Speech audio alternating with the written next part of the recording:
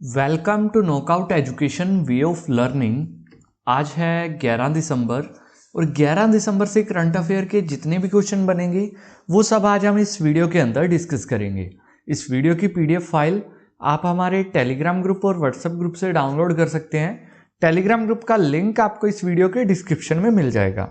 आप चाहे किसी भी एग्जाम की तैयारी कर रहे हैं, ये वीडियो आपके लिए बेहद खास होने वाली है क्योंकि इसके अंदर हम करंट अफेयर के साथ साथ उससे रिलेटेड इंपॉर्टेंट फैक्ट्स और स्टैटिक जीके के जितने भी क्वेश्चन बनते हैं जो कि एग्जाम पॉइंट ऑफ व्यू से इंपॉर्टेंट है वो हम इस वीडियो के अंदर डिस्कस करते हैं। और आज के जॉब अपडेट के अंदर है एयरपोर्ट अथॉरिटी ऑफ इंडिया के अंदर मैनेजर और जूनियर एग्जीक्यूटिव की वैकेंसी निकली हुई है और इसके अंदर क्वालिफिकेशन अलग अलग चाहिए, जिसका डिटेल नोटिफिकेशन आपको मेरे टेलीग्राम ग्रुप पे मिल जाएगा और इसकी लास्ट डेट है 15 दिसंबर। तो चलिए स्टार्ट करते हैं आज के हमारे फर्स्ट क्वेश्चन से।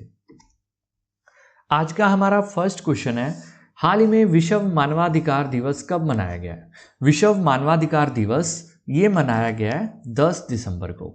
हर साल 10 दिसंबर को ये विश्व मानवाधिकार दिवस मनाया जाता है। जो व्यक्तियों के जो अधिकार हैं, जो भेद, नस्ल, रंग, जाति आदि के आधार पर जो भेदभाव किया जाता है उनके खिलाफ जो हमें ह्यूमन राइट्स दिए गए हैं जो वर्ल्ड के अंदर, उसके उपलक्ष्य में ये दिवस मनाया जाता है विश्व मानवाधिकार दिवस।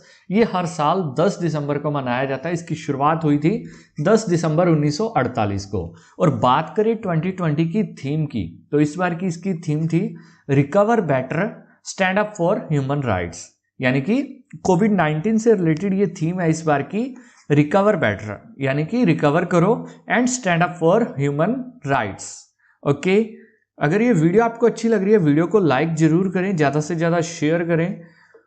नेक्स्ट है, ये मानवाधिकार के बारे में पूरी डिटेल है कि जो universal declaration of human rights है ये एक ऐसा दस्तावेज है जिसकी सबसे ज़्यादा बार अनुवाद किया जा चुका है और सबसे ज़्यादा लैंग्वेज में 500 से अधिक भाषाओं के अंदर इसका universal declaration of human rights का क्या किया जा चुका है, इसका ट्रांसलेशन किया जा चुका है। और इसके अंदर नस्ल, रंग, धर्म, लिंग, भाषा, राजनीति और अन्य जो सामाजिक, राष्ट्रीय जितने भी मुद्दे हैं उनके ऊपर किसी भी प्रकार का भेदभाव नहीं किया जाएगा।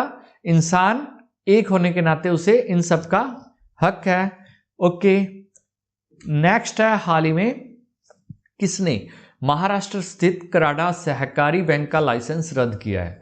यानी कि जो महाराष्ट्र के अंदर कराड़ा सहकारी बैंक है उसका लाइसेंस किसने रद्द किया है? तो ये लाइसेंस रद्द किया है आरबीआई ने। आरबीआई की बात करें, रिजर्व बैंक ऑफ इंडिया, इसने कराड़ा सहकारी बैंक का लाइसेंस रद्द कर दिया है।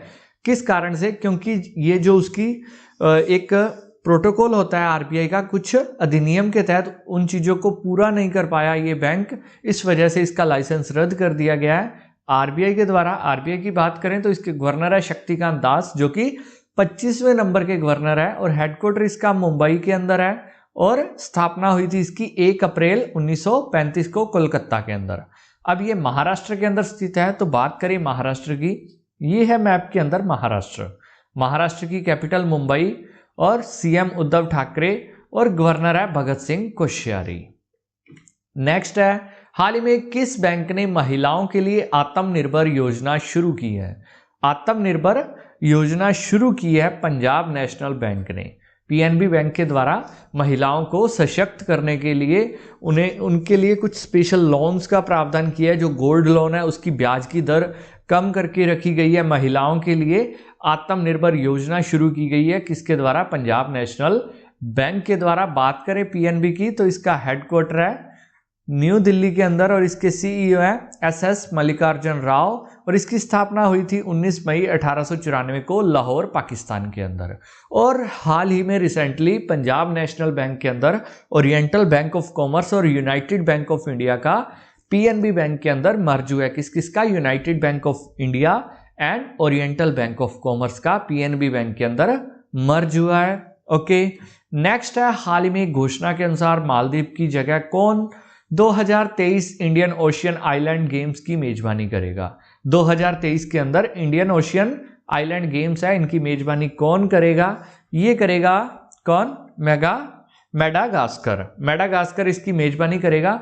मालदीव ने क्या किया था कि उन्होंने कहा था कि हम स्थगित करना चाहते हैं इन गेम्स को, तो इतना गैप 6 साल का गैप आ जाएगा। इसके कारण इसकी जो कमेटी है उसने फैसला लिया है कि ये गेम्स की मेजबानी कौन करेगा, मेडागास्कर करेगा। इसकी राजधानी है एंटानारिवो और राष्ट्रपति है एंड्री राजोलिना और मुद्रा है मालागासी एरिरी। नेक्स्ट है, हाल ही में किस देश ने वर्ष 2024 में चंद्रमा पर एक मानव रहित यान को उतारने के उद्देश्य से बैरिसैट 2 परियोजना शुरू की है। 2024 के अंदर ये इजराइल के द्वारा प्लानिंग की गई है। इसके लिए बैरिसैट 2 परियोजना शुरू की गई है, किसके द्वारा, इजराइल के द्वारा चंद्रमा पर एक मानव रहित यान उतारने के लिए। कब उतारेगा ये, 2024 के अंदर। और इसकी जो पहली परियोजना थी वो फेल मार गई थी इजराइल की। अब ये द्वितीय परियोजना है इजराइल के द्वारा चंद्रमा पर मानव रहित यान को उतारने के उद्देश्य से। अब इजराइल की बात करें, ये है मैप के अंदर Israel, Jordan, Syria, Egypt, West Bank, इनके पास में है क्या, इजराइल। बात करें इजराइल की तो इसकी कैपिटल है जेरूशलम और करेंसी है शिकल और प्राइम मिनिस्टर है बेंजामिन नेतन्याहू। नेक्स्ट है, हाल ही में किसने फाइनेंशियल ईयर 21 के अंदर भारतीय अर्थव्यवस्था का एशिया में सबसे तेजी से बढ़ने का अनुमान जताया है। फाइनेंशियल ईयर 2021 के अंदर भारत की अर्थव्यवस्था का एशिया के अंदर सबसे ज्यादा तेजी से बढ़ने वाले का अनुमान लगाया किसने, नोमिरा ने अनुमान लगाया। जापानी अनुसंधान और ब्रोकरेज हाउस है नोमुर, इसके द्वारा ये अनुमान लगाया गया है कि 2021 के अंदर जो भारत की जीडीपी दर है वो 9.9% जताया है और 2020 के अंदर इसने ग्रोथ का क्या अनुमान लगाया है, -7.1%। और हाल ही में फिच रेटिंग ने अपने ग्लोबल इकोनॉमिक आउटलेट में जारी भारत की जीडीपी वृद्धि पर अनुमान को संशोधित कर कितना किया है। ये तो था नोमुरा का, और फिच ने कितना लगाया है, फिच ने लगाया -9.4%। नोमुरा ने 2020 के अंदर कितना लगाया है, -7.1% और फिच ने लगाया है -9.4%। ओके, बात करें इसकी फिच की तो इसके द्वारा क्या कहा गया है कि जो 2020-21 की अर्थव्यवस्था, पहले इसने अनुमान लगाया था -10.5% का, अब ये अनुमान इसने कितना कर दिया है, -9.4%। और 2022 के अंदर इसके अनुसार 11% और 2023 में 6.3% का अनुमान लगाया गया है फिच रेटिंग्स के द्वारा। नेक्स्ट है, हाल ही में वित्त मंत्री निर्मला सीतारमण ने फोर्ब्स 2020 की सूची में कौन सा स्थान हासिल किया है। फोर्ब्स 2020 की सूची में 41वां स्थान हासिल किया है हमारी वित्त मंत्री निर्मला सीतारमण ने। फोर्ब्स की बात करें तो ये 103 वर्ष पुरानी अमेरिकी बिजनेस मैगजीन है जो कि वीकली प्रकाशित होती है और इसके प्रधान संपादक हैं स्टीव फोर्ब्स, और इसे पहली बार सितंबर 1917 में जारी किया गया था। बात करें इस रिपोर्ट की तो इसके अंदर निर्मला सीतारमण ये विश्व की 100 सबसे शक्तिशाली महिलाओं की सूची के अंदर 41वें स्थान पर रही हैं और 2019 में ये 34वें स्थान पर रही थी। और भारत की किरण मजूमदार-शाह ये 68वें स्थान पर रहे हैं। और इसके अंदर सबसे लंबी छलांग किसने लगाई है, कमला हैरिस ने, जो कि अमेरिका की क्या है, उपराष्ट्रपति, वाइस प्रेसिडेंट है कमला हैरिस। इन्होंने इस सूची के अंदर सबसे लंबी छलांग लगाई है। कमला हैरिस तीसरे नंबर पे आई है। और बांग्लादेश की प्रधानमंत्री शेख हसीना वाजेद ये 39वां स्थान हासिल किया। किसने, बांग्लादेश की जो प्रधानमंत्री है शेख हसीना, बांग्लादेश की कैपिटल ढाका। नेक्स्ट है, ये पूरी डिटेल है, पहले नंबर पे रही है एंजेला मार्केल जो कि चांसलर है जर्मनी की। उसके बाद ये 3rd नंबर पे कमला हैरिस और 41वें नंबर पे निर्मला सीतारमण और 68वें नंबर पे है किरण मजूमदार शाह जो कि बायोकॉन लिमिटेड की संस्थापक, अध्यक्ष और प्रबंधक निदेशक हैं। नेक्स्ट है, हाल ही में किस देश को विश्व आर्थिक फोरम 2021 की वार्षिक बैठक की मेजबानी मिली है। जो विश्व आर्थिक फोरम है इसकी 2021 की वार्षिक बैठक की मेजबानी मिली है किसे, सिंगापुर को।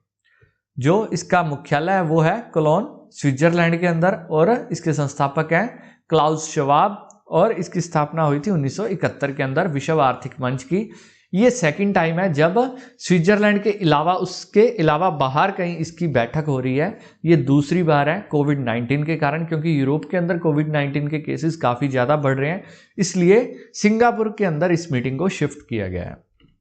नेक्स्ट है, हाल ही में किस भारतीय क्रिकेटर ने क्रिकेटर के सभी फॉर्मेट से संन्यास का ऐलान किया है? ये ऐलान किया गया है पार्थिव पटेल के द्वारा। ये है पिक्चर के अंदर पार्थिव पटेल, इन्होंने क्रिकेट के सभी फॉर्मेट से संन्यास की घोषणा कर दी है पार्थिव पटेल ने। नेक्स्ट है, हाल ही में किसने वर्ष 2020 का विश्व एथलीट ऑफ द ईयर खिताब जीता है?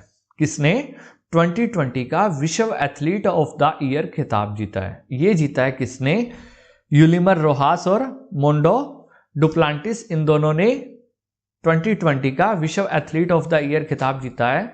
ये इनके बारे में पूरी डिटेल है, एक स्वीडिश है और एक वेनेजुएला से है। ये एज इट इज़ आपको मेरे टेलीग्राम ग्रुप पे मिल जाएगी। ओके डियर स्टूडेंट्स, ये थे आज के हमारे करंट अफेयर के क्वेश्चन।